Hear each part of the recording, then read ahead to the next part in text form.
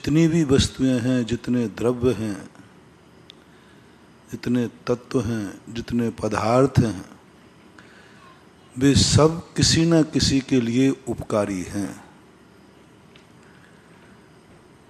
जिसमें हर द्रव्य में उपादान शक्ति है तो निमित्त शक्ति भी है। ऐसा कोई भी द्रव्य नहीं जिसमें मात्र उपादान ही शक्ति विद्यमान हो, अपने स्वयं के कार्य को ही निष्पन्न करने की शक्ति हो, नहीं। परद्रव्यों के कार्य करने के लिए भी निमित्त शक्ति है।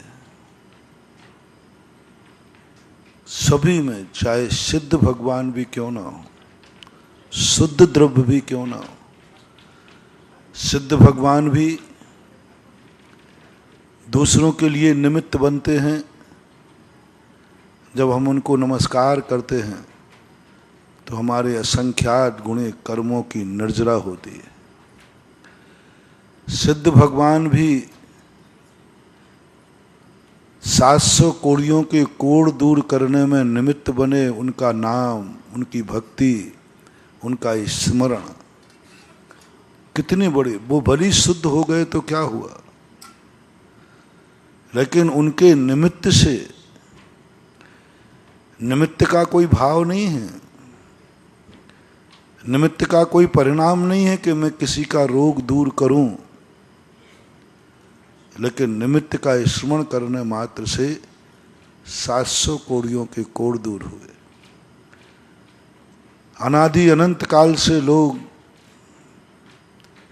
नमो सिद्धाणम कह करके अपने ना जाने कितने कार्यों को सिद्ध कर रहे हैं। असमर्थ समर्थ हो रहा है। जिस रोग की दुनिया में दवा नहीं थी, उस रोग के महावैद्य और महा दवा सिद्ध भगवान बन गए, जो परम शुद्ध हैं। दुनिया की सारी दवाई खत्म हो गई, वहां सिद्ध परमेष्टि रूपी महावैद्य की दवाई मैना सुंदरी ने की। उसके परिवार के 700 का रोग दूर हो गया। ऐसे कितने, तो ये निर्णय तो अपन को करना ही पड़ेगा कि दुनिया में कोई भी वस्तु है वह किसी ना किसी उपकार के लिए है। स्वयं के लिए तो है ही, वो मैं बाद में बताऊंगा। पहले आज अपन निमित्त की महिमा समझें कि निमित्त का हमारे ऊपर कितना नकारात्मक प्रभाव पड़ता है, सकारात्मक प्रभाव पड़ता है। अपन 2 दिन से नकारात्मक ऊर्जा के संबंध में चिंतन कर रहे हैं। तो ये नकारात्मक ऊर्जा को अपन समझें, पहला यहीं से शुरू करें कि दुनिया में जितनी भी वस्तुएं हैं वे सब हमारे लिए किसी न किसी रूप में उपकारी है। अनुकंपा कैसे जागती है, कैसे जाग गया साधु को ये भाव कि चींटी को बचाना है, कैसे जाग गया? कुछ नहीं बंधु, 2 भाव। ये चींटी को बचाना मेरे ऊपर उपकार है। मैं चींटी को नहीं बचा रहा हूं, मैं अपना उपकार कर रहा हूं। और चींटी यदि मेरे से मर गई तो मेरा विनाश, मेरा अपकार निश्चित है। चींटी के प्रति करुणा नहीं आई, चींटी के प्रति दया नहीं आई, उसको हम बचा भी नहीं सकते।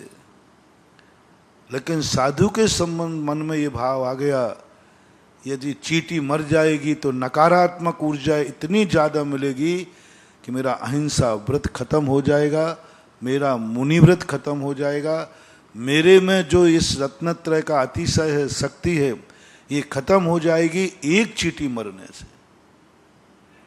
एक चींटी साधु ने मार दी। अनायास मर जाना वो बात अलग है, हमें पता नहीं है वो बात अलग है। लेकिन बुद्धिपूर्वक एक चींटी मारी, मरते समय वो इतनी नकारात्मक ऊर्जा दे गया, इतनी नकारात्मक कि हमारे मुनि व्रत का जो मैंने 6 महीने में साधना की, 6 महीने में तपस्या की, 6 महीने तक मैंने जो जप तप किया, वो एक चींटी को यदि मारने का भाव भी आ जाए तो 6 महीने की तपस्या भस्म हो जाती है। कितनी नकारात्मक ऊर्जा, एक चींटी की बात कर रहा हूं। यदि मैं बुद्धिपूर्वक किसी चींटी को मारने का भाव भी कर लूं, मुनिराज की बात कर। अब देखो मुनिराज की जिंदगी में कितनी जो परम पावन पवित्र हैं, जिनका उपादान प्रबल है, जो सकारात्मक ऊर्जा से भरे हुए हैं, सारा विश्व मुनिराज को सकारात्मक ऊर्जा दे रहा है। मैं तो दे ही रहा हूं, सामायिक करता हूं तो सकारात्मक ऊर्जा प्रतिक्रमण सब 24 घंटे सकारात्मक। और कितने लोग मेरे प्रति पवित्र भाव रखते हैं। कोई भी व्यक्ति साधु को दुख में नहीं देखना चाहता। हजारों लाखों करोड़ों लोग कितनी सकारात्मक ऊर्जा देते हैं। कोई भी व्यक्ति, लाखों करोड़ों लोग हैं जो कभी नहीं चाहते कि मेरे साधु को कोई नेगेटिव हो, हमेशा पॉजिटिव, हमेशा पॉजिटिव। स्वयं के बीमारी की इतनी चिंता नहीं है जितनी साधु को थोड़ा सा हो जाए तो श्रावक भयभीत हो जाता है। थोड़ा ही सा साधु को इतना सकारात्मक ऊर्जा, बस मेरे महाराज को कुछ नहीं होना चाहिए। आहार देते हैं तो सकारात्मक ऊर्जा। तुम्हें खाना हो खाओ तो खाओ, नहीं खाओ तो नहीं खाओ, लेकिन मेरे महाराज का आहार ठीक होना चाहिए। तुम्हारे लिए भोजन बचे या नहीं बचे, महाराज का भोजन होना चाहिए, सकारात्मक ऊर्जा। जिस समय आहार तुम देते हो ना, इतनी सकारात्मक ऊर्जा देते हो, इतनी, भोजन से पेट नहीं भरता है। इनसे साधु की जिंदगी नहीं चलती है। कितना सा भोजन ले, कितना सा पानी पिए, गर्मी के दिनों में ना तो भोजन खा पाए ना पानी पी पाए, किससे चलती है? सकारात्मक ऊर्जा जो आप देते हो। मैं बताऊंगा इसको बाद में। इतनी सकारात्मक ऊर्जा देते हो आप, एक गिलास देते हो, बस एक ही, महाराज ये ले ले मैं, महाराज ये ले ले मैं। कितना, कोई सीमा ही नहीं तुम्हारी। तुम्हें दया भी नहीं आती कि महाराज का पेट, आखिर पेट तो यही, कोई टंकी थोड़ी है। लेकिन तुम्हारा गजब, तुम्हें बिल्कुल भी आहार के समय तुम इतने निर्दयी बन जाते हो, तुम्हें बिल्कुल भी चिंता नहीं। तुम्हें तो ये रहता है कि भगवान जितना है सब महाराज को दे दूं। अरे भाई मेरी अंजलि छोटी है। बोले महाराज आपकी अंजलि कितनी छोटी है, हमारा दिल बहुत बड़ा है। अंजलि ओवरफ्लो हो रही तो भी पट्टा डाले जा रहा है। अरे मैंने कि भाई अंजलि में बाढ़ आ गई रेवा नदी में। बाढ़ आ गई, ऊपर से उबल रहा है, दूध दे रहे हो, कुछ भी चीज दे रहे हो, तो मैं कहते महाराज जी मुझे तो बस एक ही भाव है, सब कुछ तुम्हारी अंजलि में भर दूं।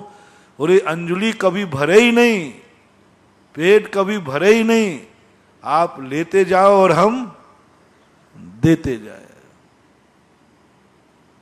कितनी पॉजिटिव ऊर्जा, ये है शक्ति।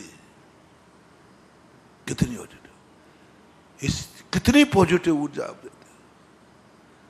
आहार करते समय जो तुम्हारी भावनाएं होती हैं, वो है हमारी जिंदगी, वो है हमारी 24 घंटे की तपस्या का अतिशय, वो है हमारे अंदर जो उत्साह पैदा करता है। वो अन्न पेट में जाते ही हमारे लिए धर्म के परिणाम बनाता है, पॉजिटिव ऊर्जा। इसलिए मैं बार बार तुम लोगों से कहता हूं, आहार उसके हाथ से करो जिसको खिलाने में आनंद आवे। तो परसों बात कही थी ना कि आज की आधुनिक महिलाएं नौकरों की रोटी खाना चाहती, क्योंकि पढ़ी लिखी है ना। वो कहती मैं 50,000 कमाऊंगी और घर के सारे काम 15,000 में कराऊंगी।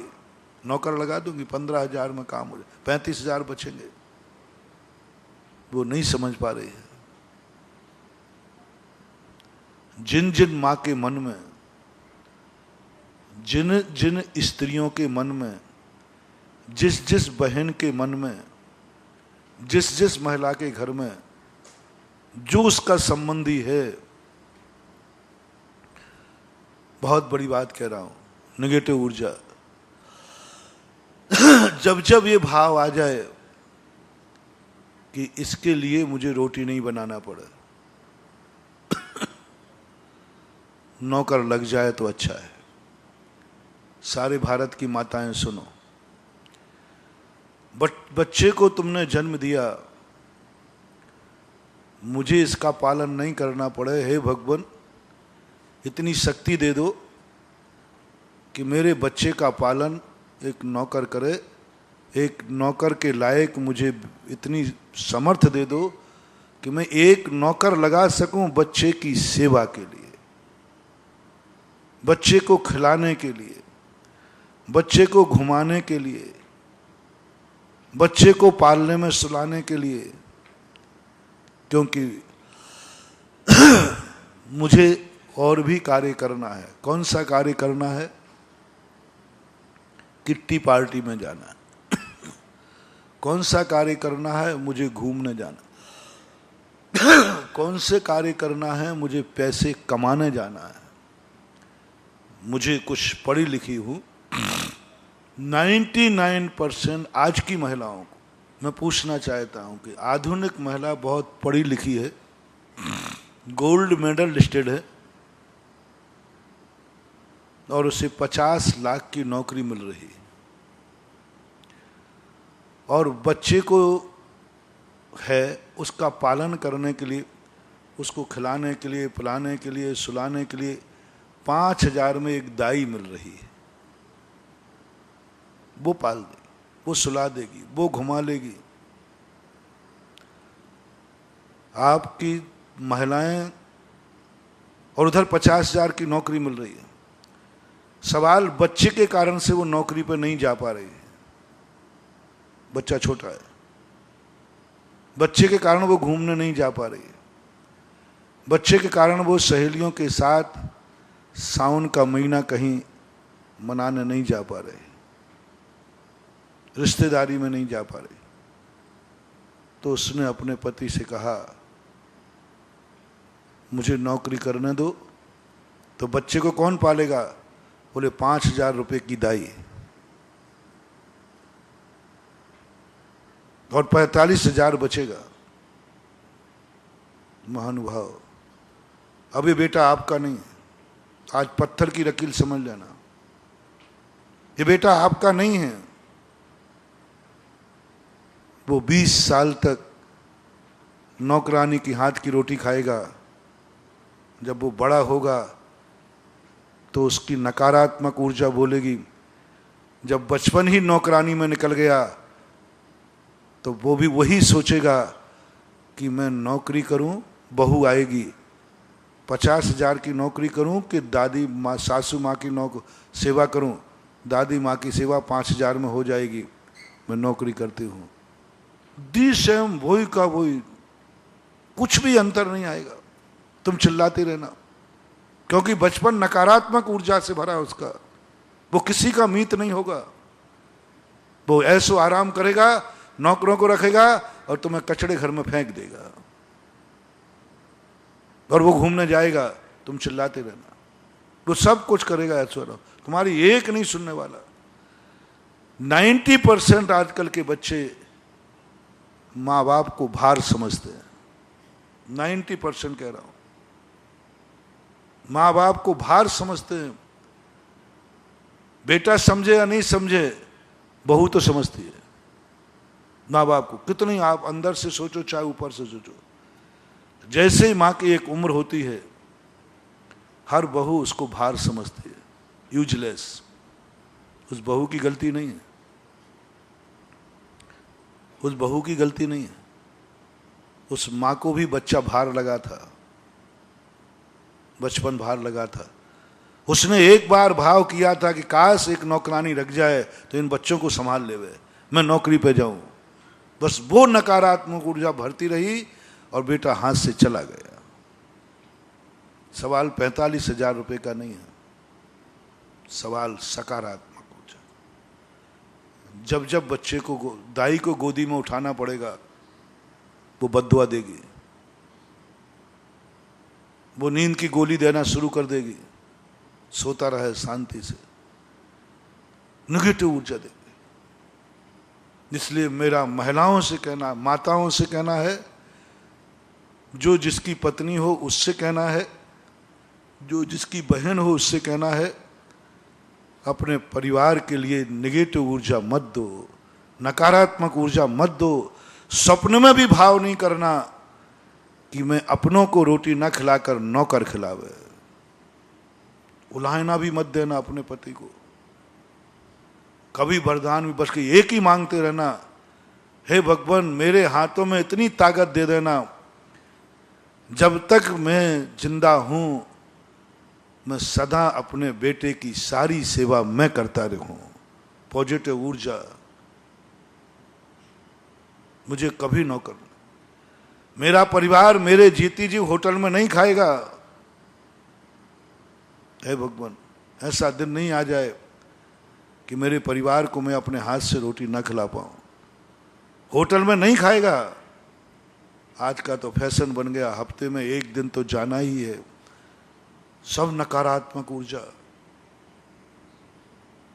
जब किसी मिडवे में भोजन करके आता है तुम्हारा परिवार, स्वार्थी हो जाते हैं, उनको धन दिखने लग जाता है, क्योंकि होटल वाले ने तुम्हें भोजन नहीं कराया, उसने धन कमाया है।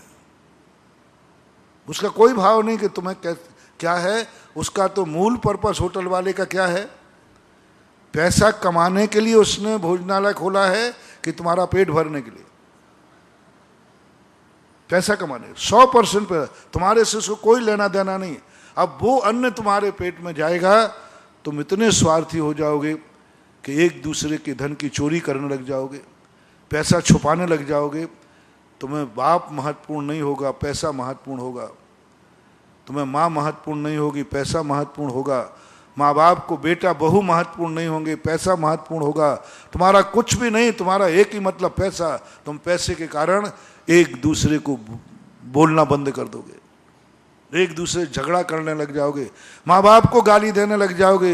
यदि माँ बाप थोड़ा सा पैसा तुम्हें कम दे दें तो तुम माँ बाप के विरोध में खड़े हो जाओगे, क्योंकि तुमने कभी होटल में भोजन किया था जहाँ खाने वाले का, खिलाने वाले का भाव मात्र पैसा कमाना था। बस बहुत छोटा सा उदाहरण दिया मैं।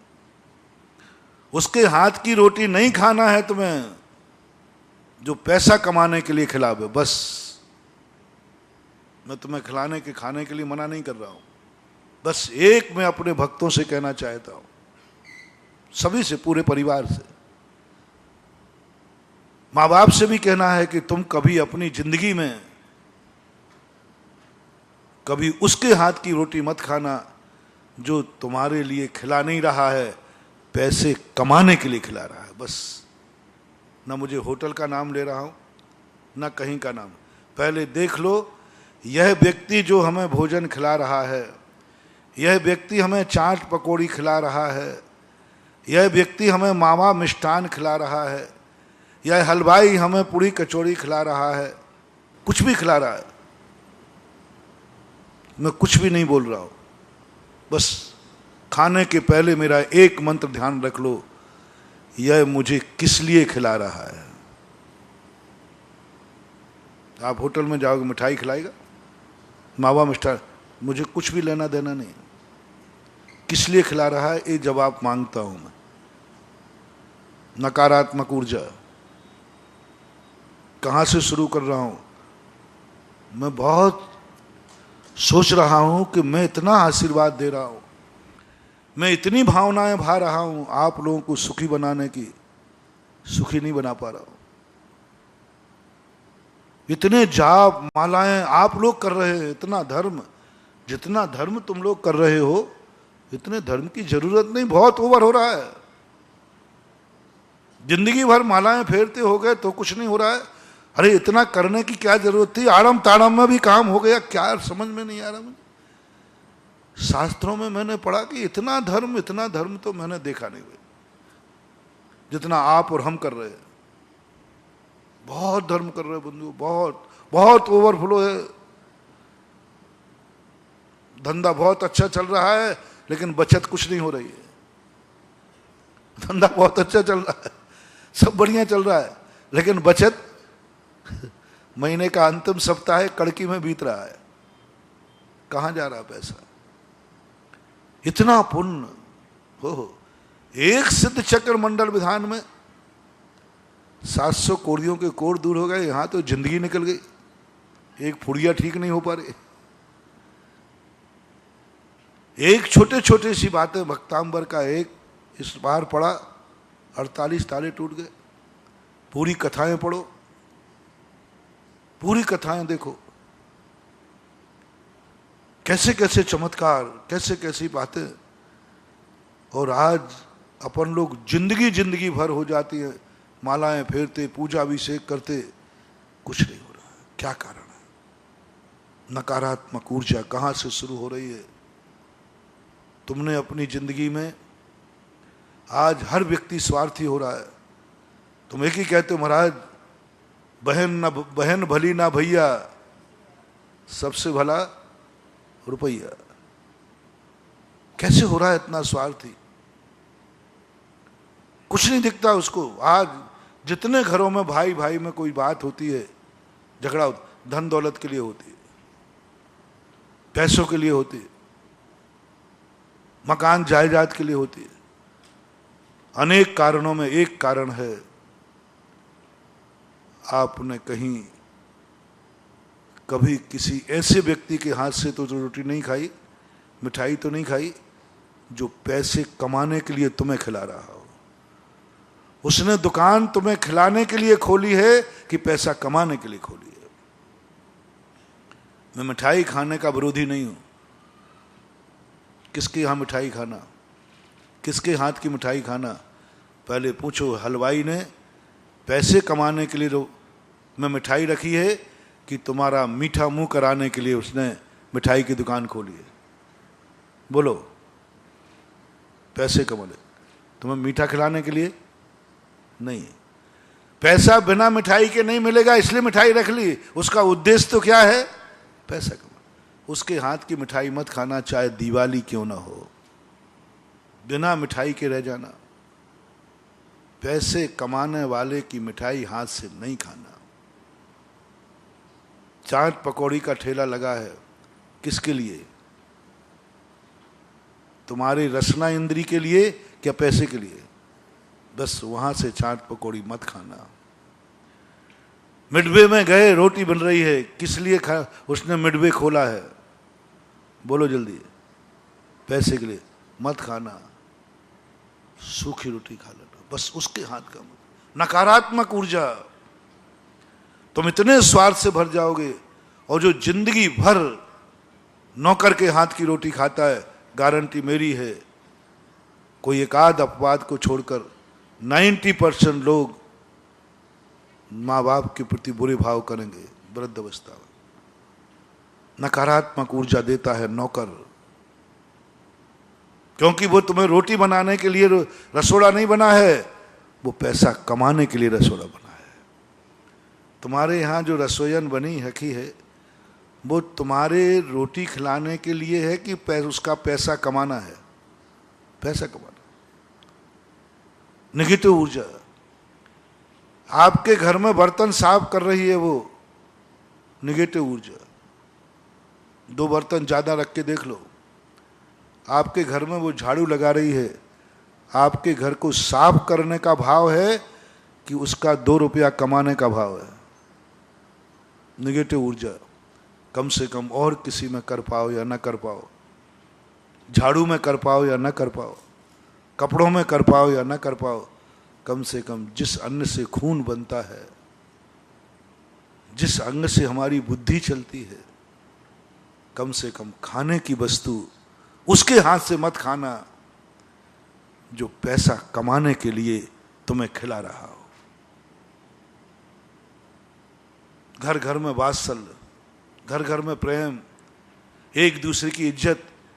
पैसे को लुटा देंगे लेकिन व्यवहार नहीं टूटने देंगे।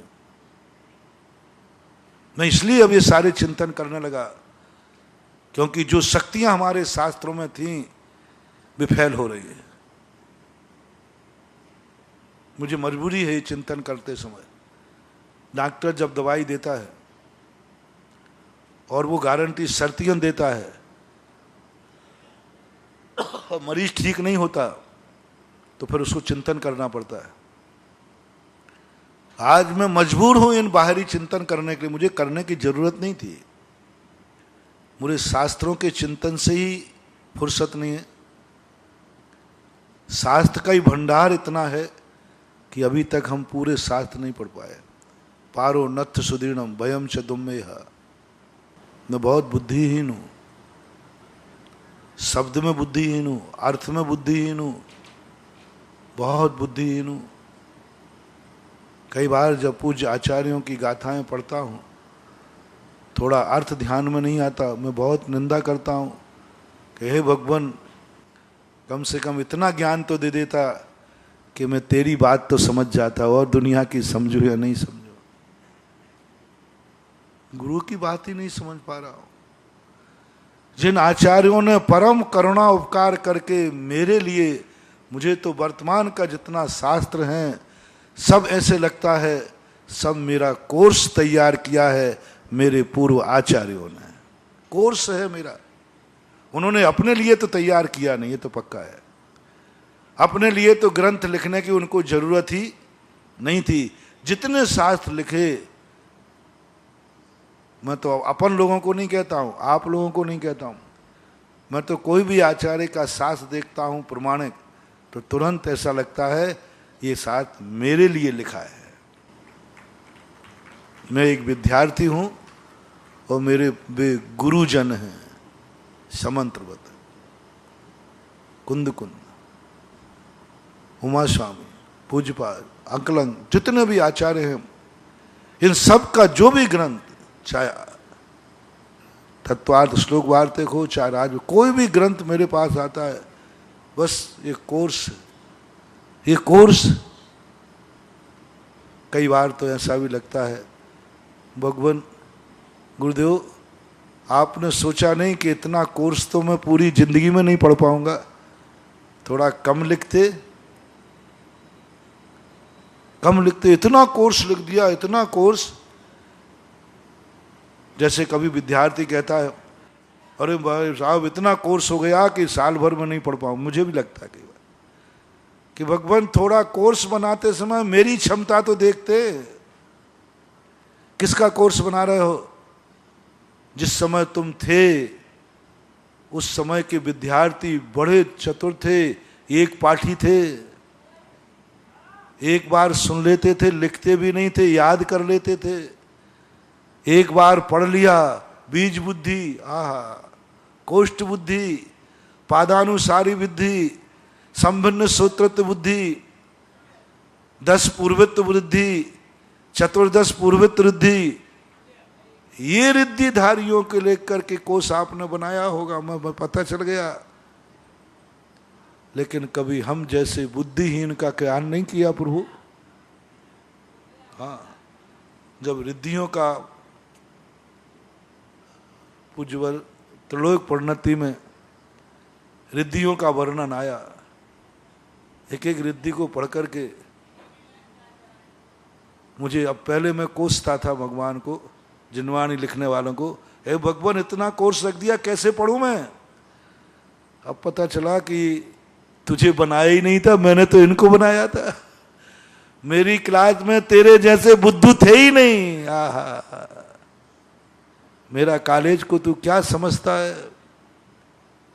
मेरा कॉलेज बहुत स्टैंडर्ड का था और मैं कोई छोटा मोटा गुरु नहीं था। वहाँ 33 नंबर का तो एडमिशन ही नहीं, 95 नंबर के और 100 के बीच में एडमिशन होता था। तेरे कितने नंबर प्रभु? 33 34 मान लो, और क्या, चल रिजेक्ट। एडमिशन नहीं तो कोर्स का सवाल ही नहीं है, एडमिशन नहीं तो कोर्स का सवाल ही नहीं। ये जो कोर्स बना था, द्वादशांग की जब रचना हुई थी, गणधर परमिष्टि को देखकर हुई थी। बड़े आदमियों का काम बड़ा विचित्र होता है। वो यूं समझते हैं केवली भगवान इतने यूं बड़े आदमियों से, कभी भी बड़े आदमियों से कोर्स नहीं बनवाना, बुद्धिमानों से। कोर्स बनावे तो मूर्ख बनावे, वो ज्यादा नहीं बनाएगा। केवली भगवान ने इतना कोर्स बना दिया, इतना कोर्स, इतना उपदेश दिया कि संसार में एक भी व्यक्ति नहीं है जितना भगवान बोलते हैं वो पूरा ग्रहण कर ले। गजब। काहे को बोल रहे फिर, क्यों बोल रहे हो? बड़े आदमी है ना। एक बार बादशाह ने बीरबल से कोई गलती हो गई, तो बीरबल से कहा कि बीरबल तुमने गलती की है कि नहीं? बोले सर हुई है। तो बोलो सजा तुम्हारे लिए पंचायत बैठे, सजा कौन देवे तुम्हें? किससे सजा दिलाई जाए? अब तुम ही तो मंत्री हो, न्यायाधीश हो, अब तुम्हें किससे सजा दिलाई जाए? बादशाह बोले साहब अपने राज्य में एक जंगल में एक छोटा सा गांव है, वहां बहुत गरीब लोग रहते हैं, छोटी छोटी किसानी है, छोटा छोटा धंधा है, वहां की पंचायत से मुझे दंड लाया जाए। एक गरीब, बिल्कुल गरीब लोग, वहां एक पंचायत है, सरपंच है, पंच लोग भी हैं, उनसे मुझे सजा दिलाई जाए। अब बादशाह बोला कि ये क्या मामला है भाई? अब कह दिया था तो बुलाए गए, उस पंचायत को बुलाया गया, बीरबल का अपराध को बुलाया गया, सारे पंच बैठे। एक पंच कहता है ऐसा करो 100 मोहरें दंड करो, दूसरा कहता मर जाएगा, 100 मोहरें कहाँ से लाएगा, बाल बच्चों वाला है। अब गरीब तो यही सोचे। दूसरा कहता है ऐसा करो 50 मोहरें, नहीं नहीं बेचारे का सब बिक जाएगा, मकान जायदाद सब बिक जाएगी। क्योंकि सारे पंच अपने जैसा सोच रहे थे ना, उन्हें तो अंत में 5 मोहरों का दंड मिला। दूसरा कहता 5 मोहरें भी कहां से देगा, बाल बच्चों वाला है बेचारा, परिवार है, सब है, कहां से देगा ये 5 मोहरें, कहां से लाएगा? जैसे जब शांति धारा होती ना, तो कोई गरीब आ जाता है तो ये विनोद बोलता है महाराज जी कहां से लाएगा, शांति धारा तो कराना है, बेचारा परेशान तो है ही, कहां से लाएगा? अब ये तुम लोगों के साथ में रहते हैं ना, इसलिए तुम्हारी ओरिजिनलिटी पता रहती है। अब मैं तो थोड़ा ऊपर बैठा हूं तो मुझे पता नहीं रहता ना, हम तो बादशाह है ना। तो बस उसने 5 मोहरें, नहीं नहीं 5 बहुत होती हैं, तो अब 5 से कम क्या करूं? तो ऐसा करो 5 मोहरें भी किस्तों में दे देगा। अब देखो गरीबों का जो, देखो 5 मोहरें किस्तों में दे देगा, ये फैसला हुआ। फैसला सुनाया गया, साहब बीरबल से जो अपराध हुआ उसका दंड है 5 मोहरें, वो भी 5 साल की किस्तों में देगा। फैसला हो गया। हाँ, 1 मोहर 1 साल में देना। फैसला होने के बाद बादशाह बोले साहब बीरबल ये बता, मेरे रहते हुए तुझे इतनी अकल नहीं आई, मैं तेरा बादशाह हूं, इतने ही बोल देता राजा साहब आप जो दंड देना चाहो दे दो, आप मेरे राजा हैं, आप जो, मुझे क्यों नहीं तूने नियुक्त किया? इतने बड़े बड़े राजा न्यायाधीश बते, इनको क्यों नहीं नियुक्त किया? वो एक गांव की गरीब पंचायत को क्यों बुलाया? बोले राजा साहब आप यदि बोलते ना तो 1000-2000 मोहरें भी, आपको तो क्या लगा दो 5000 मोहरों का दंड, आपको तो 5000 की भी कोई कीमत, आप तो सोचते भी नहीं, विचार भी नहीं करते, क्योंकि आप बादशाह हैं, धनवान हैं, समर्थवान हैं, आपको क्या लाखों रुपया, क्या कुछ, कितना भी लगा सकते थे। और गांव के लोगों ने देखो क्या किया, 5 मोहरे भी किस्तों पर। क्योंकि आप अपने समान दुनिया को मानते हैं और गरीब अपने समान दुनिया को मानता है। फर्क कितना है। जो जैसा होता है दुनिया को वैसा ही मानता है। सावन के आंधरे को हरा हरा, पापी को दुनिया पापी ही दिखती है, रागी को दुनिया रागी ही दिखती है। जो रागी होता है उसे वीतरागता में भी राग दिखता है, और जो वीतरागी होता है उसे राग में भी वीतरागता दिखता है। वीतराग, जिनकी दृष्टि वीतरागी है, राग की मूर्ति सामने खड़ी रहे तो भी उन्हें वीतरागता ही दिखती है। शास्त्र में कहानी आती, वेश्या का शव जा रहा था, कुत्ता खाने की सोच रहा है, कामी सोच रहा है मर गई, मैं भोग नहीं पाया। साधु वहीं से सोच रहा है, ओहो जीवन पापों में गमा दिया, काश आरिका बन जाती। आहा क्या कहे मानवा, क्या बीत रहा है। वेश्या में आरिका दिख गई, गजब गजब गजब। वेश्या में आरिका दिख गई। देखो तो सही, पापिन में पाप नहीं दिखा, आरिका दिख गई। ये है दृष्टि। जो जैसा होता है वैसा ही दुनिया उसको दिखती है। 99 का 100% समझना, जो जैसा होता है उसे वैसे ही दिखता है। दृष्टि पवित्र हो जाए तो डाकू में भी साधु दिख जाता है, और दृष्टि अपवित्र हो जाए तो साधु भी डाकू दिखता है।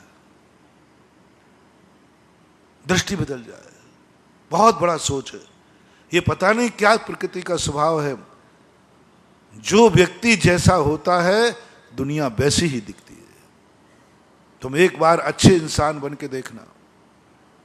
मैं सुनाया करता हूं ना बहुत बार, दुनिया ना अच्छी है और ना बुरी है, तुम कैसे हो। दुनिया ना तो अच्छी है ना बुरी है, तुम कैसे हो। वैसी ही दुनिया है, वैसी ही दुनिया। द्रोणाचार्य ने जब अपने 2 शिष्यों को भेजा, जाओ दुनिया में से एक दुर्जन सज्जन ढूंढ के लाओ। दुर्योधन पूरी सृष्टि में घूमा, कहीं सज्जन नहीं मिला। पहुंच गया, बोले गुरुदेव दुनिया में कहीं सज्जन नहीं है। बोले बिजौलिया गया था कि नहीं। बोले साहब गया था। बोले पंडाल में। बोले साहब गया था, लेकिन उनमें भी मुझे एक भी सज्जन नहीं मिला। अंत में गुरु ने कहा, कम से कम तू इतने ही कह दे रे कि गुरुदेव आपको छोड़कर सब दुर्जन है, आप सज्जन हैं। दुर्योधन कहता है, गुरुजी मारोगे तो नहीं। बोल दे बेटा, बोल दे, अंदर की बात बोल दे। बोले आप भी सज्जन नहीं हो। जब मैं पाठ याद नहीं करता हूं तो आप मुझे मारते हो, इसलिए आप सज्जन नहीं हो। गजब, क्या करूं अब बोलो। आप जब मैं थोड़ा सा पाठ याद नहीं करूं तो आप मुझे मारते हो, यही दुर्जनता आपकी है। एक व्यक्ति बच्चे से पूछा, जोक है। बोले बताओ, मैं कभी मांस नहीं खाता, मैं शाकाहारी ये चीजें खाता हूं, बताओ मैं शाकाहारी हूं या मांसाहारी। बोले सर मांसाहारी। बोले मैं मांसाहारी कह रहा हूं ना, मैं मांसाहार नहीं करता। बोले आप करते हो। बोले क्या। बोले तुम हमारा दिमाग खाते हो।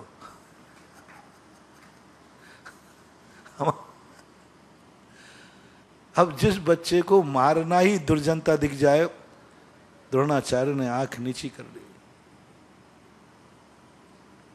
धर्मराज को भेजा कि जाओ दुनिया में दुर्जन ढूंढ के लाओ। बोले सरकार कोई, गुरुदेव कोई दुर्जन नहीं। बोले दुष्ट कहेंगा, इसमें दुनिया में तुझे दुर्जन नहीं मिला, दुर्जनों का घर है? बोले गुरुदेव नहीं मिला, मुझे दुर्जन चाहिए। बोले दुर्जन चाहिए गुरुदेव, तो आपके सामने दुर्जन खड़ा है। बुरा जो देखन में चला, बुरा न मिलिया कोई, जो दिल खोजो आपनो, मुझसे बुरा न कोई। आंखें झलझला आई गुरु की। प्रसंग ये नहीं है, प्रसंग ये है दुनिया कैसी है, दुर्जनों की बस्ती है या सज्जनों की? ये दुनिया दुर्जनों की बस्ती है या सज्जनों की? दोनों ने अपने फैसले सुना दिए और दोनों इसी सृष्टि में आए, दोनों इस दुनिया में घूमे। सत्य क्या है? दुर्जनों की बस्ती है या सज्जनों की? फैसला करो। यदि आपने सज्जनों की बस्ती कह दिया तो ध्यान रखना, खबरदार, कल कोई डाकू आके तुम्हारा चोरी कर जाए तो दुर्जन मत बोलना, कोई तुम्हें ठग लेवे तो दुर्जन मत बोलना, कोई गाली दे देवे तो दुर्जन मत बोलना, कोई तुम्हारा बुरा करे तो दुर्जन मत बोलना, क्योंकि तुमने फैसला किया है ये सृष्टि किसकी है? सज्जनों की बस्ती है। पहले सज्जन कहते समय होश करना, क्या इतनी ताकत तुम्हें है कि तुम डाकू को भी, जिसने तुम्हारे यहां डाका डाला, उसको भी आप साधु दृष्टि से देखने की औकात है? कितना कठिन है। दुनिया को दुर्जन मानना फिर भी सरल है, लेकिन दुनिया को सज्जन मानना बहुत कठिन। दुर्जन मानने में ठीक है, साधु को भी दुर्जन कह दिया चल जाएगी जिंदगी, गुरु को दुर्जन कह दिया चल जाएगी जिंदगी, भगवान पर भी उंगली उठा दी चल जाएगी जिंदगी, जी लोगे। भगवान भी दुर्जन है कह दो। लोगों ने भगवानों पर भी उंगलियां उठाई हैं, अपने शास्त्र भरे पड़े, भगवानों पर भी उंगलियां उठाई। सारा जगत जिन्हें पूज रहा है, लोग उनकी भी निंदा करते पाए गए भगवानों में, इसलिए कोई बड़ी बात, फिर भी वो जिंदा रहे। साधुओं पर भी उंगलियां उठाई हैं, कंस जैसे लोगों ने साधुओं को अपने रथ में जोता है, साधुओं को बंदी बना करके दास्ता कराई है, फिर भी राज्य किया है। साधुओं को दुर्जन मान, सारी दुनिया को दुर्जन मान लोगे तो भी जिंदगी चल जाएगी। सारी दुनिया को सज्जन मान करके एक दिन जिंदगी चला के दिखाना, सज्जन मान करके। और मेरा सोच है कि दुनिया में जिंदा रहना है तो दुनिया को सज्जन मान करके तुम कैसे जिंदा रहोगे, दुनिया को साधु मानकर तुम कैसे जीवित रहोगे? गृहस्थ के बस की तो बात नहीं है। दुर्योधन मानकर, दुर्जन मानकर फिर भी जी सकता है, साधु को डाकू मान करके फिर भी तुम जी सकते हो, भगवान को पापी मान करके फिर भी तुम जी सकते हो, धर्म को अधर्म मान करके फिर भी जी सकते हो। मंदिरों के नाश करने वालों ने भी राज्य किया है, भगवानों पर संकट ढहने वालों ने भी जिंदगी जी है, साधुओं के दुख देने वाले भी जिंदगी जी गए, निकाल दिया जिंदगी, संसार में जी गए। सब पापियों की कथाएं अपन को मालूम है, जिन्होंने सैकड़ों मंदिर नाश किए, जिन्होंने सैकड़ों साधुओं को, सज्जनों को घानी में पेल दिया, वे भी जी गए। लेकिन दुनिया को सज्जन मानना, साधु मानना, एक मिनट, हमारे शास्त्रों में दो नए आते हैं, व्यवहार नय और निश्चय नय। दुनिया को दुर्जन मानना व्यवहार है, क्योंकि दुर्जन है नहीं। दुनिया दुर्जन है नहीं और फिर भी मानते हैं।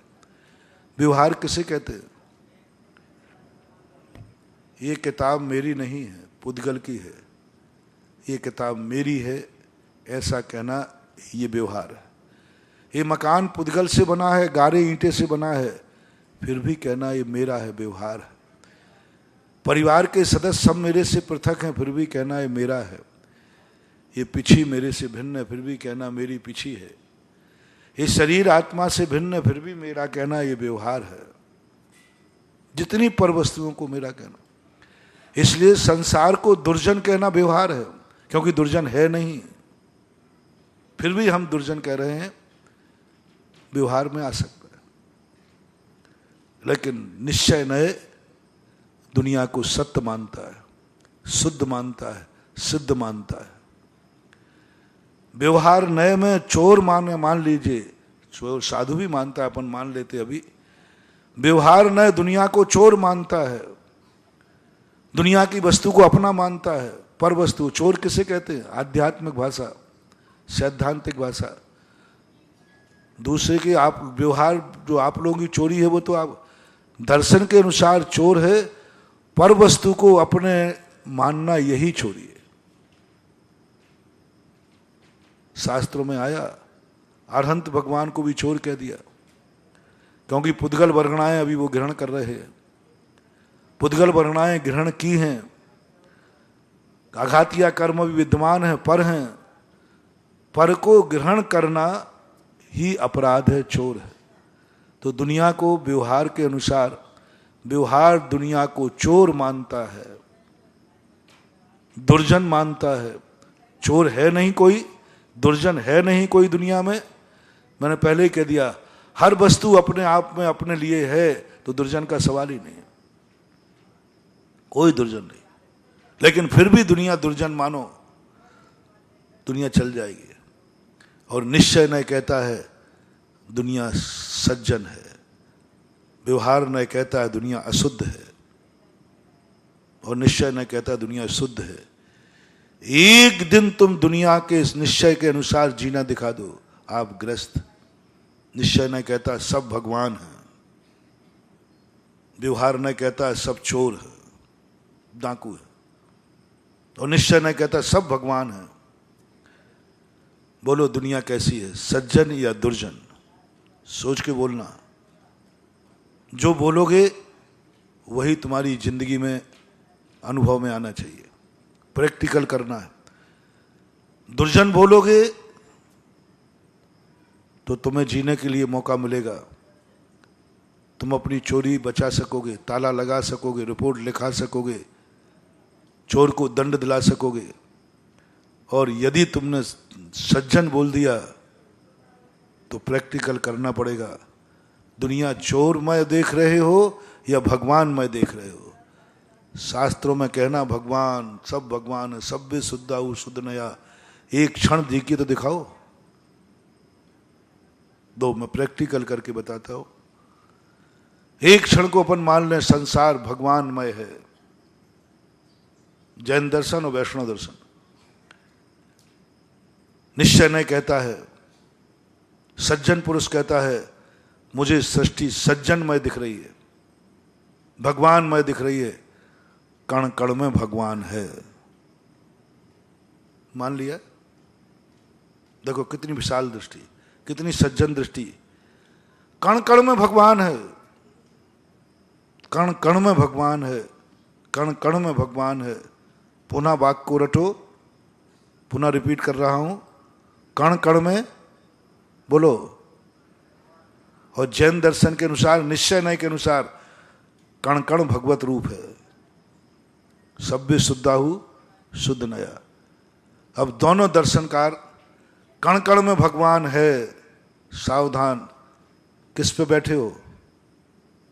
उठो, यू आर स्टैंड अप। चलोगे कहां? कण कण में भगवान है। सुसु कहां जाओगे? जल्दी बोलते जाओ, जल्दी। कण कण में सुसु बंद, भगवान के ऊपर सुसु करेगा, रे मूर्ख कहेंगे। कण कण में भगवान। पोटी कहां जाओगे? कण कण में भगवान। अच्छा, फिर घर में गृहस्थी बसाओ, कैसे बचाओ? शादी किससे करोगे? कण कण में भगवान से शादी करेगा। कन्या में भी भगवान है, भगवान से शादी करेगा। पुरुष में भी भगवान है, कण कण घट घट में भगवान। घट घट में भगवान है। बाप किसके बनोगे? भगवान के। बेटा किसे बनाओगे? भगवान को। घट घट में भगवान है। चोर में भी भगवान। चोर आवे तो अर्घ लेके खड़े होना, घट घट में अगरबत्ती लगाना, चोर आवे तो अरे कौन आया है? चोर नहीं, भगवान आया है। ओम जय चोर देवा स्वामी। एक दिन करके दिखाओ बेटा, एक दिन करके दिखाओ। निश्चय का आलम्बन। कहो कि दुनिया दुर्जनमय है। दुर्योधन सही बोल रहा है। दुर्योधन को दुनिया में जीना है। दुर्योधन को पांडवों को मारना है। दुर्योधन को अभी अत्याचार करना है। दुनिया को अभी दुर्योधन को पापाचार करना है। इसलिए जिसको पापाचार करना है उसे दुनिया को पापी मानना ही पड़ेगा। जब तक तुम सामने वाले को पापी नहीं मानोगे तुम पापाचार कर ही नहीं पाओगे। पहले पाप करने के लिए दुनिया को पापी बनाओ, राग करने के लिए दुनिया को रागी बनाओ। तुम जिससे राग कर रहे हो यदि वो रागी नहीं है तो तुम्हारा राग की सिद्धि नहीं होगी। रागी बनाओ।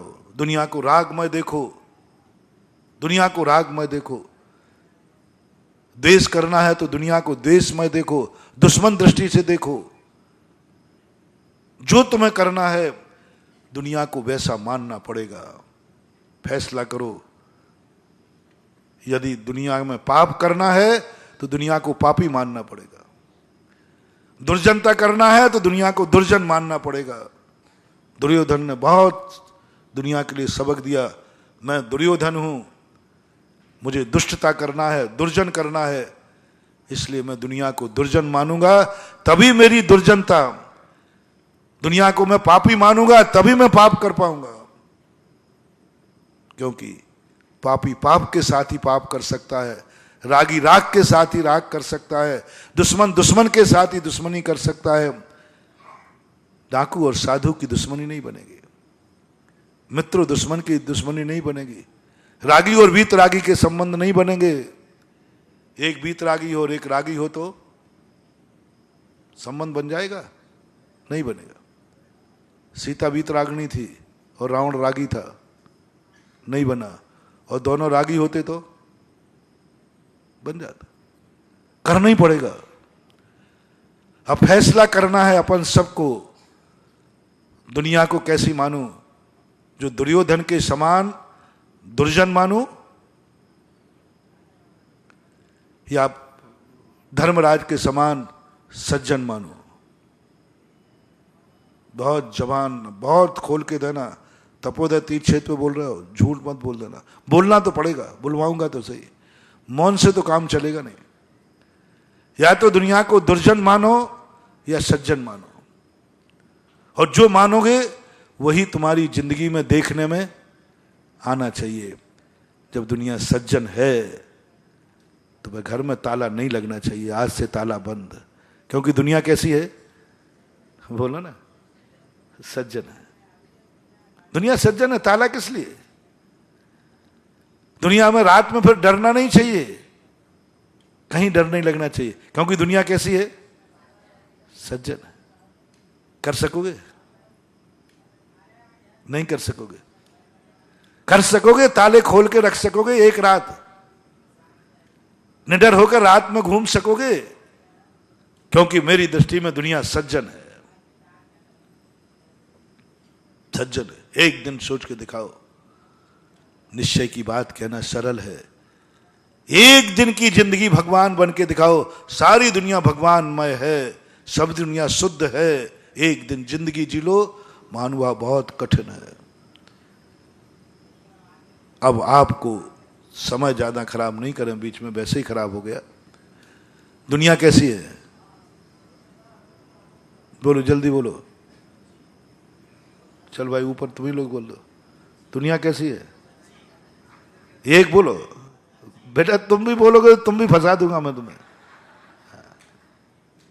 और मैं बोलूंगा तो मैं भी फंसूंगा। चिंता मत करना। अपन तो सोचा तुम बोलो, अपन तो टुप्पा ही टाप। बहुत बहुत क्या दुनिया है। और यदि तुमने दुर्जन बोली कि महाराज दुनिया दुर्जनमय है, तो मैं तुरंत कह दूंगा तुम दुर्योधन हो, क्योंकि दुर्जन दुनिया को दुर्योधन ही बोल सकता है। अब आप कौन है? सज्जन बोलोगे तो धर्मराज और दुर्जन बोलोगे तो दुर्योधन। आप लोग कौन है? आपसे नहीं, ये जो कह देंगे वही तुम हो। सुरेश, जो तुम बोलो वही हो, हमें अपन को कुछ मतलब नहीं। धर्मराज हो, दुनिया सज्जन है, दुनिया शुद्ध स्वरूपी है, सभ्य शुद्धाहु सुधन्या। निश्चय नहीं कि तुम्हें थोड़ा सा स्वाद चखा रहा हो, निश्चय नहीं का आनंद का झरना फूटेगा, जो शास्त्रों में लिखा है कि दुख का पहाड़ टूट पड़ेगा। शुद्ध निश्चय नहीं से, शुद्ध निश्चय नहीं की एक क्षण अनुभूति करो, शास्त्रों में लिखा है परमानंद हो, आनंद का झरना फूटता है, आनंद उमड़ता है। पढ़ने में ऐसा लगता है, जब निश्चय नय का वर्णन शास्त्र में पढ़ते हैं, पढ़ते ऐसे लगता है कि पढ़ने में इतना आनंद तो जीने में कितना आनंद। जब अमृतचंद सूरी महाराज पूज्यवर को कुंद कुंद भगवान का शुद्ध स्वरूपी वर्णन पढ़ता हूं, स्तब्ध रहता हूं, इतना आनंद। सो इंद्र नाग नरेंद्र व अहमेंद्र के नाही कहो, संसार के सारे सुख कहीं नहीं लगते। ऐसा परमानंद का झरना फूटता है। आपसे पूछ रहा हूं, ऐसा निश्चय नय का वर्णन शास्त्रों में लिखा है, और तुम निश्चय नय का अर्थ है सभ्य शुद्धाहु, कुछ भी अशुद्ध नहीं, सब शुद्ध है, कोई कुर्जन नहीं, सब सज्जन है, सब स्वचतुष्ट में लीन है, सब भगवत स्वरूप है, सब भगवान आत्मा है, सब भगवान आत्मा। आगम में कहा सब भगवान, पेड़ पौधे जिनको भी देखना भगवान आत्मा देखना। यदि ऐसा देखना शुरू किया धर्मराज और दुनिया को दुर्जन देखा, नहीं महाराज ये दुनिया ठगा ठगी का मेला है, धोखे की ठाटी है, बदमाश बेईमान है, यहाँ लोग धोखेबाज हैं, चोर हैं, डाकू हैं, कोई किसी का भरोसा नहीं, विश्वास में विष का वास है। रविंद्र जी ने गाना गाया ना, विश्वास में भी विष का वास है। महाराज दुनिया कोई सज्जन नहीं है, सगे भी दुर्जन हैं, उनका भी कोई भरोसा नहीं। आज भाई हैं कल दुश्मन बन जाए।